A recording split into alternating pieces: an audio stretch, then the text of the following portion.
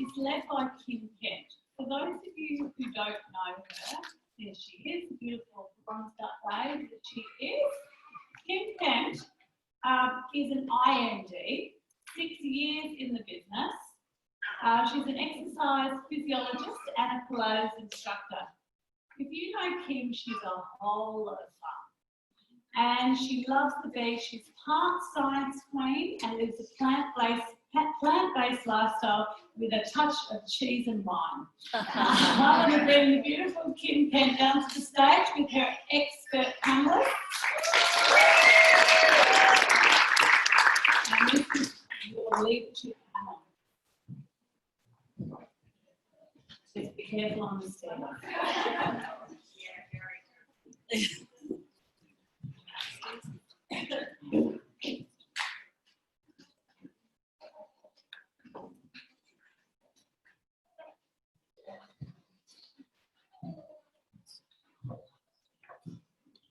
Hi guys, hi again.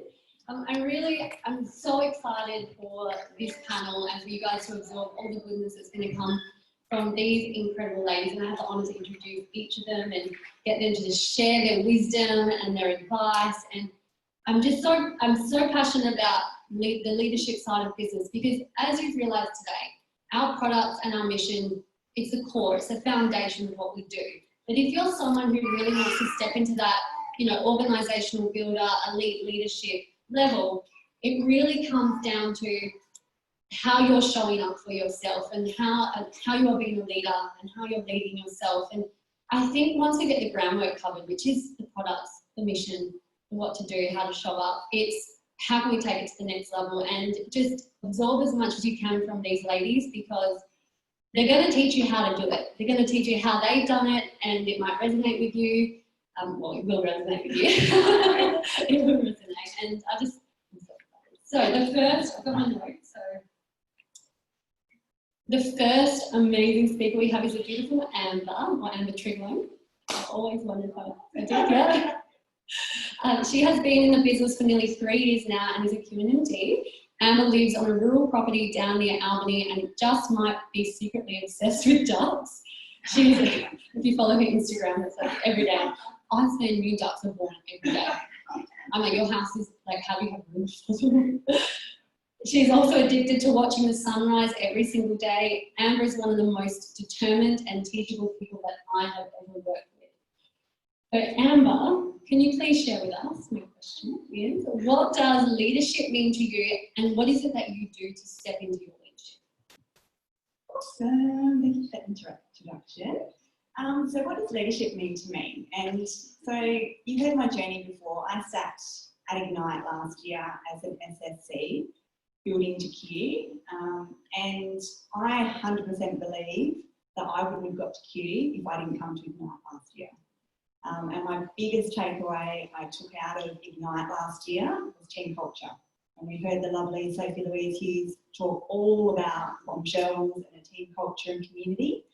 And as soon as I left Ignite last year, that was my #1 priority, was to build team culture in girls that I was building up underneath me. And the reality is that a lot of people stay in this business, not for their business as such, they stay for the community. And it is friendships first. Like the number of friends I've made in this community has been incredible. And I remember there was a pivotal point in my business, and I was honestly looking at leaving. It was one of those really hard days, quit on a bad day. And I really had to sit down and think, how would I feel if this was taken away from me? And the biggest thing that kept me was the community. My customers, my community, my team and my community, my uplines, my sidelines, we're all one big family. And it's so important to create that for your new people coming in, for your existing team. You want the same experience that you're getting from around you. So if you're going to take anything away, it's that team culture. It's so important, and it's how we feel every day in this business. And what was I going to say? I think that's pretty much what I was going to say on that one. I was like, oh my God, everything. So the second bit I was going to talk about is leading from the front in your team. And I truly believe, like, when we start this business, we don't join this business to be told what to do. You know, we get that in a standard 9 to 5. We have a boss that tells us, you know, what days we can have off, what we need to do every day. And the way that I lead my team is I inspire them. Well, I hope I do. I like to inspire them every day, and I would never tell my team to do something I wasn't prepared to do myself. And so it's really, really important. They're going to reflect you and what you do in your business. So before we start blaming our teams and not being in action, which we do all the time, right, is have a look at your own business. What action are you taking, and how can you inspire them today to take action themselves? And because as leaders, we join this business to learn and evolve. We're not going to build this business if we don't learn and evolve. And as leaders, it's our job to let our team do this as well. And I 100% believe that by doing it and inspiring them, they're going to follow what we're doing. And my last point is, and this was a really big journey for me in leading up to Q, is that I actually watched something in Game Plan from last year, and it was the story behind the mask. I don't know if anyone watched Game Plan, and it was about the real stories in this business. You know, we so quite easily judge other people's journeys. Oh, they had it easy, they're a doctor, you know, they're a health professional or whatever, or they've got a big network and stuff like that. And it really, you know, that's a sugarcoat on someone's journey. You know, they tell the easy parts. You know, it was so easy getting to Q, I had a big network and all this sort of stuff. And I share with my team almost everything. You know, I like to be real raw and honest with them.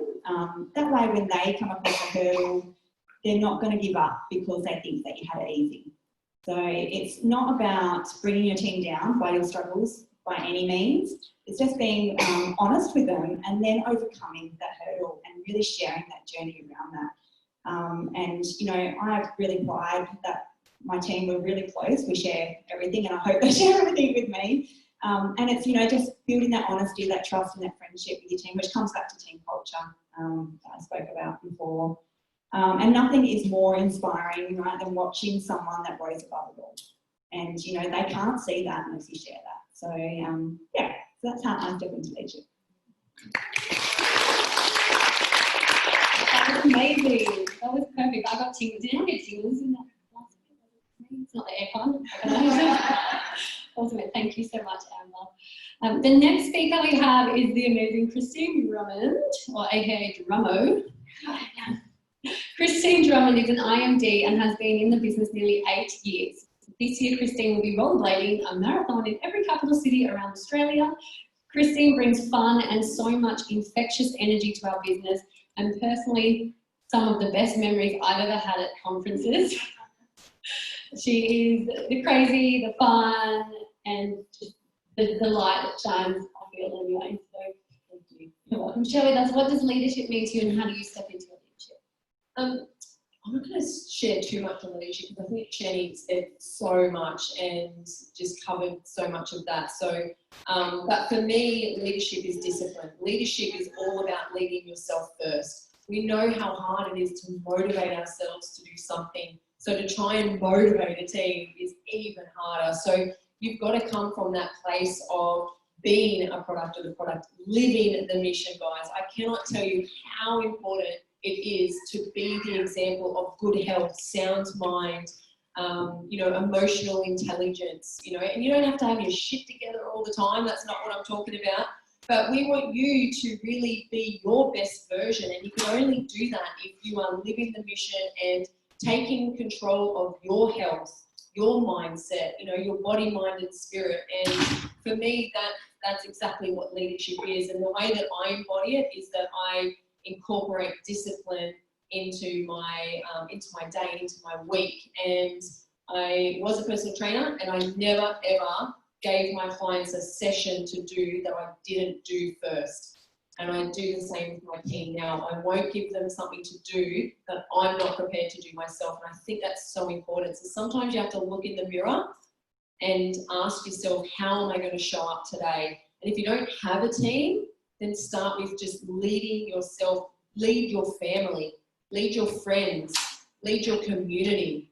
You know, start the events, and it doesn't matter if people turn up or not. I remember You know, myself and my first NFD, we used to have these wine and wellness nights, high heels, health and happiness, we called them. And sometimes nobody came, but I would just grab photos off the website of the bar and would post those and we'd take selfies as if it was a fantastic night, and we'd just do training. We created so much FOMO that the next event, people showed up. We used to hold salad in a bar nights.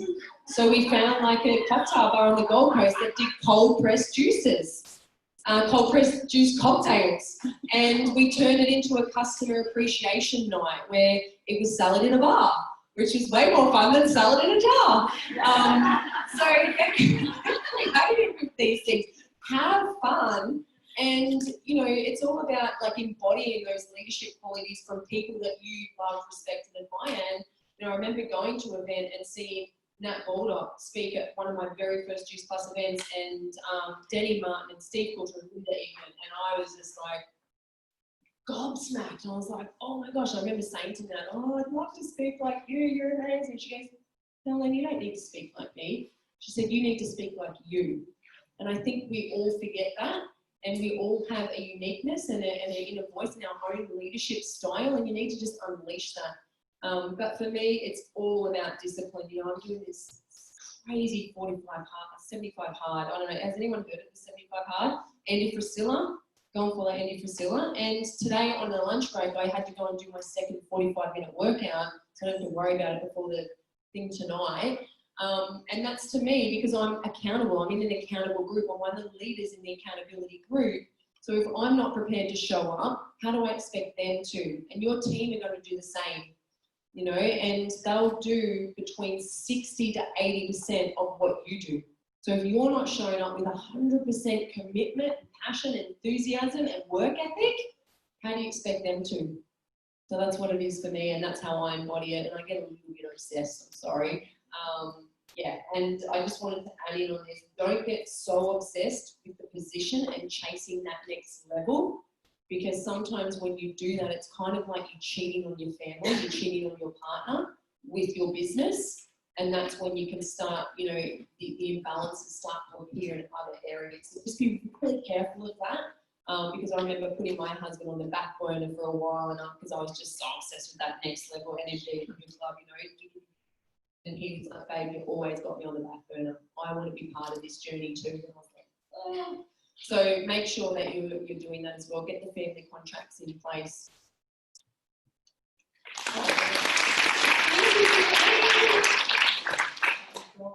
All right, the next speaker we have is the beautiful Naomi O'Hara. Naomi O'Hara is an NMD and has been in the business for 3.5 years now. Slightly insane stay-at-home mama, self-professed inspiration junkie with a love of travel and margaritas. Naomi is the master of the wine and wellness events and has grown the most amazing business based on friendship and connection. So Naomi, I loved how you wrote margaritas, and I'm pretty sure it's wine. So this is how our friendship bonded. We did business through not drinking wine. That's great. What does leadership mean to you, and how do you show up into your life? I just want to start by saying that the whole insane state of mama thing. So our girls at the moment are back at home being looked after by my baby sister, and I'm sitting here. I've got the speech on my phone, and I'm getting like these messages from our 6-year-old. I'm going, go away! I can't see what I'm meant to say. But yeah, but it's just goes to show, you know, like anyone can do this. Absolutely anyone can do this, and that's what I really want the takeaway to be at the end of all this. So who he actually sees himself as a leader, doesn't matter what level of business you are, whether you're in this business or not, but who he actually sees himself as a leader. Because for the longest time, when we were actually asked this question, I went back through some old training notes, like back when I was a senior partner at the time, and I found something that I'd written down a few years ago, and it was all about what leadership means to me. And I wrote these words.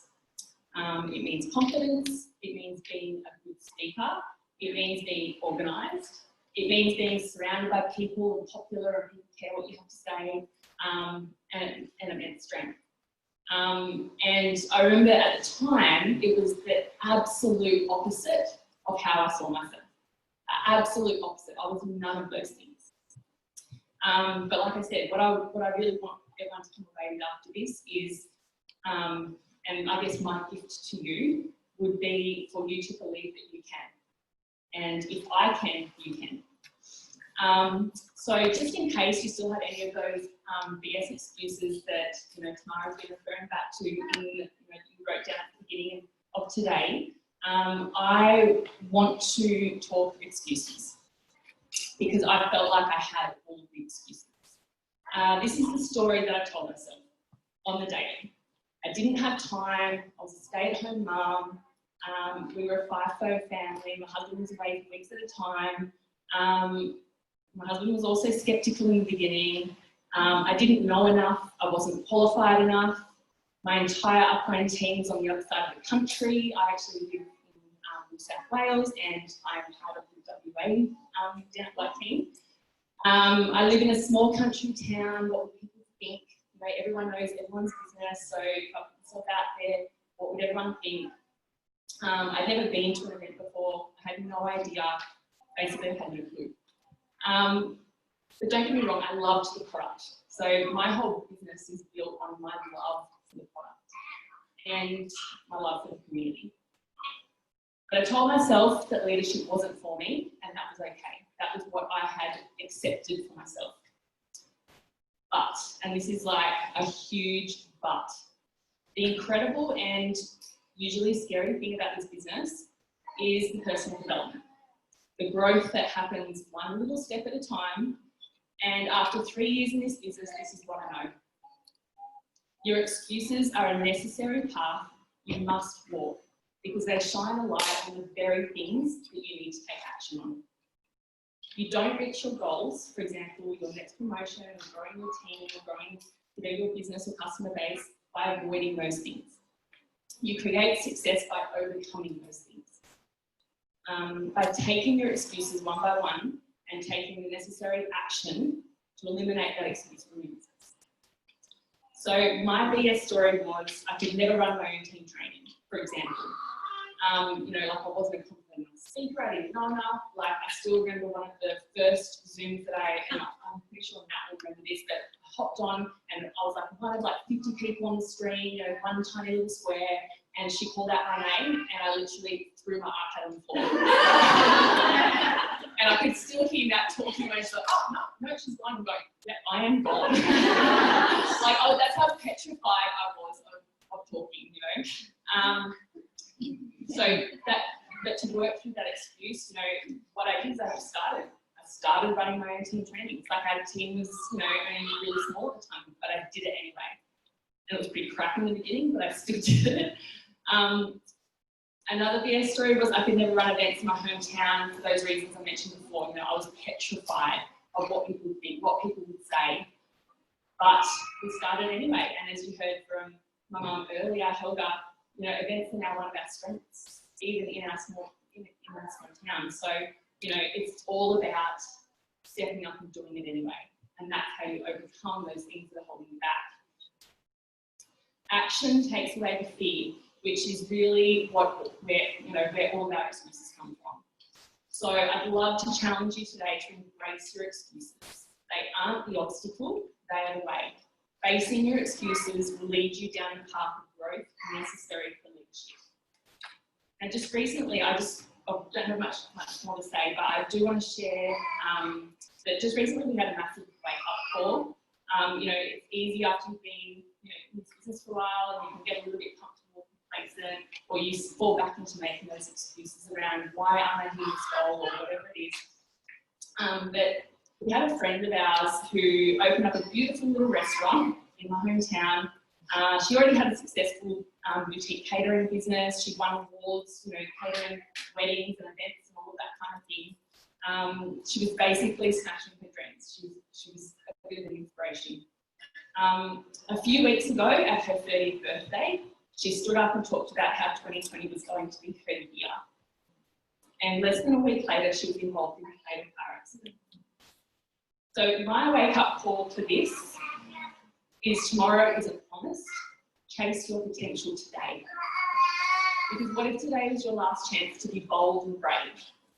To do and say the things you always promised yourself you will, but then those excuses get in the way. What kind of leader do you want to be? What kind of legacy do you want to leave? And what kind of impact do you want to make? Because today is the day you should start working.